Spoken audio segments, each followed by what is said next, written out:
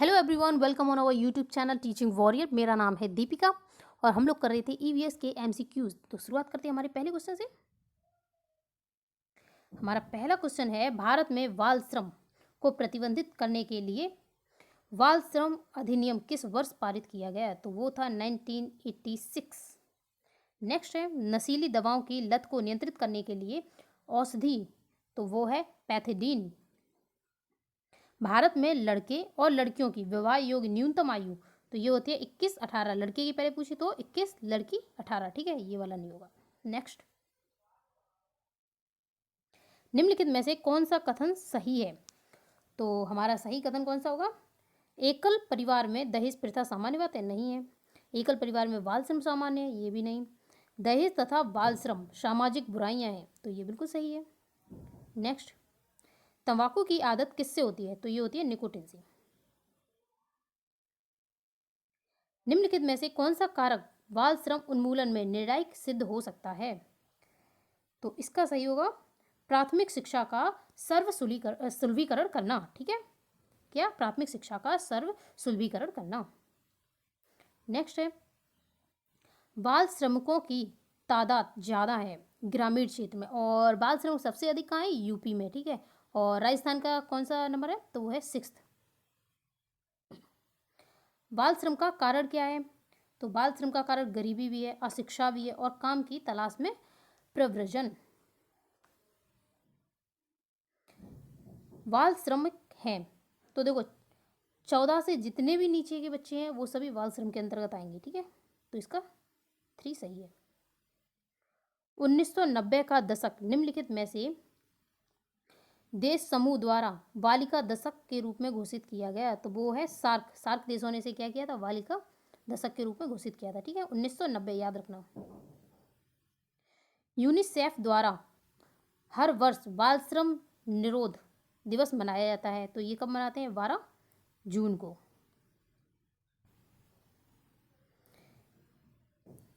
राष्ट्रीय बाल श्रम उन्मूलन प्राधिकरण की स्थापना कब की गई? ये की गई 26 सितंबर 1994।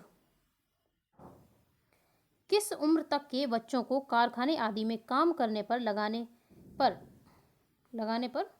प्रतिबंध है?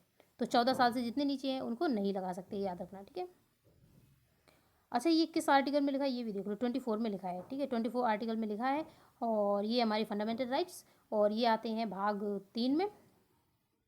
ठीक है, और 23 में क्या लिखा है कि हम उनसे जबरन काम नहीं करवाएंगे किसी भी पर्सन से और उनको बेचा नहीं जाएगा।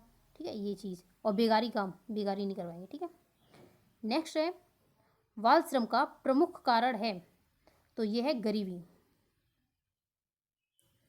बाल श्रम की बहुतायत वाले क्षेत्र कौन से हैं? तो होटल रेस्टोरेंट ये तो होते हैं, बीड़ी दियासराई व आतिशबाजी कारखाने ये भी हैं, कालीन बुनाई एवं हीरो की पॉलिश करना ये भी है, यानी कि ये सभी है। नेक्स्ट है, बाल श्रम का दुष्परिणाम होता है? कच्ची उम्र में विपरीत परिस्थितियों में कार्य करने तथा शोषण से बच्चों का मानसिक विकास अवरुद्ध हो जाता है। ठीक है, देश में निरक्षरता में वृद्धि आती है। अब जब काम करेंगे तो पढ़ने नहीं जाएंगे, निरक्षरता होगी। ठीक है, बच्चों को गैर कानूनी गतिविधियों में लिप्त कर देना ये भी ठीक है, यानी कि ये सभी ठीक है। भारत में 6 से 14 वर्ष के बच्चों को निःशुल्क एवं अनिवार्य प्राथमिक शिक्षा प्राप्त करने के लिए मौलिक अधिकार कब बनाए गए? तो ये 2002 में और अमेंडमेंट था 86 कॉन्स्टिट्यूशनल अमेंडमेंट और ये 2002 में हुआ था। और इसमें एक जो ड्यूटी भी ऐड की गई थी वो थी 51 की 11। ठीक है, 1 की 11। नेक्स्ट है, निःशुल्क एवं अनिवार्य प्राथमिक शिक्षा को मौलिक अधिकार बनाने वाला संविधान संशोधन अभी मैंने बताया 86। देश में बालकों को निःशुल्क एवं अनिवार्य शिक्षा का अधिकार अधिनियम, तो ये देखो 2009 वाला है। ठीक है, और ये लागू किया गया था 1 अप्रैल 2010 में। 86 कॉन्स्टिट्यूशनल अमेंडमेंट यानी कि संविधान संशोधन अधिनियम द्वारा भारतीय संविधान में कौन सा अनुच्छेद जोड़ा गया? तो देखो इसमें एक तो जोड़ा गया था 21A, जिसमें दिया गया था कि 14 साल से जितने भी कम उम्र के बच्चे हैं उनको हम निःशुल्क एवं अनिवार्य शिक्षा प्रदान करेंगे। और 51A में दिया था कि माता पिता की जिम्मेदारी है कि वो अपने बच्चों को विद्यालय भेजें। भारत में कारखाना कानून 1948 के तहत किस आयु से कम उम्र के बच्चों को बालक की श्रेणी में रखा जाएगा? तो ये था 15 वर्ष। ठीक है, नेक्स्ट, भारत में बाल श्रम को प्रतिबंधित करने हेतु बाल श्रम अधिनियम कब आया? तो ये आया था 1986। ठीक है, और इस समिति का नाम था गुरुपद स्वामी समिति। ठीक है, हाँ, गुरुपद स्वामी समिति था। ठीक है, नेक्स्ट है, बाल श्रम अधिनियम के तहत किस उम्र के बच्चों को किसी भी कार्य में नियोजन पर रखने पर प्रतिषेध है? तो ये है 14 वर्ष। ठीक है, और हाँ, बस इतना रखो। फिर संविधान के किस अनुच्छेद में 14 वर्ष या कम आयु के बच्चों को किसी भी कारखाने या खान या अन्य खतरनाक उद्योग में नियोजित करने पर प्रतिबंध है? तो ये है 24। ठीक है, मैंने अभी बताया था ना 24 में ऐसा दिया है। और याद रख लेना 15 का 3 उसमें भी दिया है। ठीक है, और ये सब किस में आते हैं? फंडामेंटल राइट्स में आती है। नेक्स्ट, भारत में बाल अधिकारों के संरक्षण हेतु राष्ट्रीय आयोग की स्थापना कब की गई? तो ये की गई 2007 में। राजस्थान में सर्वाधिक संख्या में बाल विवाह किस दिन संपन्न होते हैं? तो ये होते हैं अक्षय तृतीया को। नेक्स्ट, बाल विवाह अधिकतर समाज के किस वर्ग से प्रचलित हैं? तो ये देखिए पिछड़े वर्ग में होंगे। ठीक है, और ग्रामीण में जो शिक्षित नहीं है उनके यहाँ। ठीक है, तो कौन सा? 3 बिल्कुल सही है। बाल विवाह का दुष्परिणाम है बालिकाओं के मानसिक एवं शारीरिक विकास का अवरुद्ध होना, माँ एवं बच्चों में कुपोषण और जनसंख्या वृद्धि। तो ये सभी। नेक्स्ट, बाल विवाह को समाप्त करने का सर्वाधिक प्रयुक्त उपाय है क्या होगा? शिक्षा का व्यापक प्रसार करना।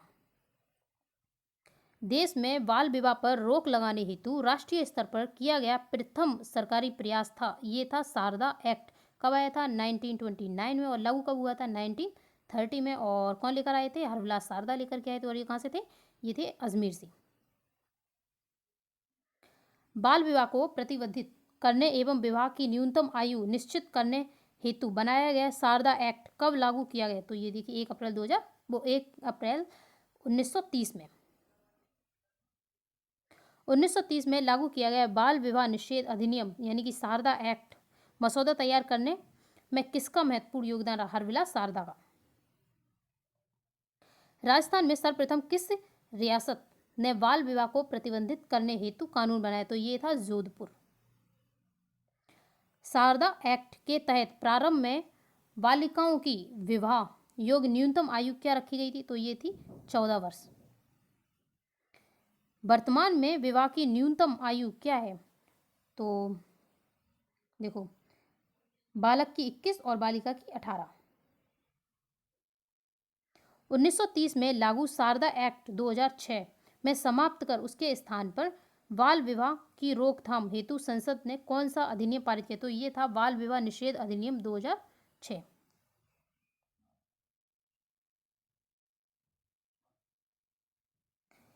उद्दीपक में कौन से मादक पदार्थ शामिल हैं? तो देखिए कौन से, ये सभी हो जाएंगे। कोकीन भी होता है और कैक भी होता है, एम्फोटेमाइन भी होता है। ठीक है, नेक्स्ट,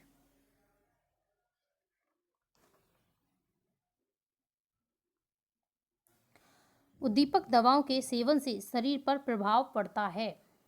तो देखो, सेवन के बाद अस्थायी रूप से शरीर में स्फूर्ति एवं अतिरिक्त ऊर्जा का संचार। बिल्कुल सही है। ठीक है, नेक्स्ट, अवसाद होते हैं यानी कि, अब देखते हैं इसका कौन सा होगा। पहला है शरीर में अत्यधिक ऊर्जा का संचार करने वाली दवाएं, मस्तिष्क की क्रियाओं को कम करने वाली दवाएं। तो इसका बी बिल्कुल सही है, मस्तिष्क की क्रियाशीलता को कम करने वाली दवाएं। नेक्स्ट है अत्यधिक खतरनाक मादक दवाओं की लत को छुड़ाने हेतु श्वापन दवा है। तो वो होती है मैथेडीन एंड पैथेडीन। ये पैथेडीन मैंने पहले भी आपको बताई थी ना, एक और याद रख लेना, मैथेडीन, ठीक है, यानी कि दोनों ही।